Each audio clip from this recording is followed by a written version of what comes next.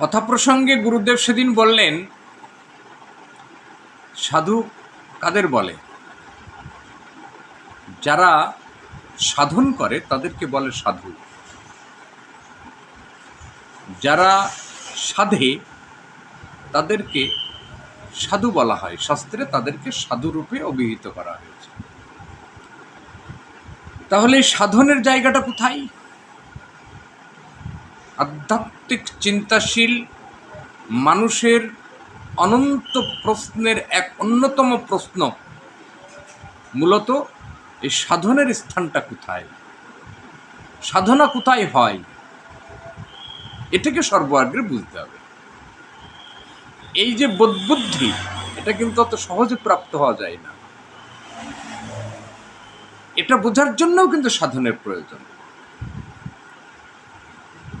আমরা যে সংসারে বসবাস করি, মহাজনগণ কলিযুগের এই সংসারকে বললেন আনন্দের সংসার।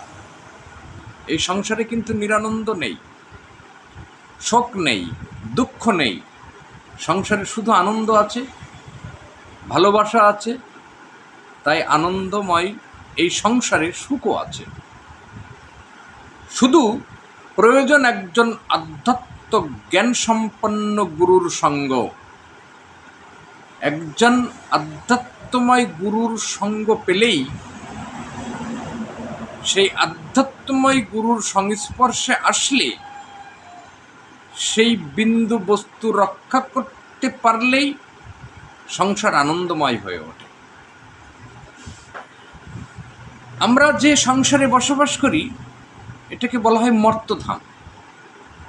এখানে মানুষ মরে, তাই জন্ম হয়।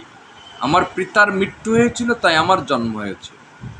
আমার মৃত্যু হয়েছিল, তাই আমার সন্তানের জন্ম হয়েছে। মরণে পিছনেই জন্মটা লুকিয়ে থাকে। তাই জন্ম মৃত্যুর আবর্তন এই সংসারের আনন্দময়ের একটা পার্ট। বিন্দু ধারণে সাধন, আর বিন্দু ধারণেই মরণ।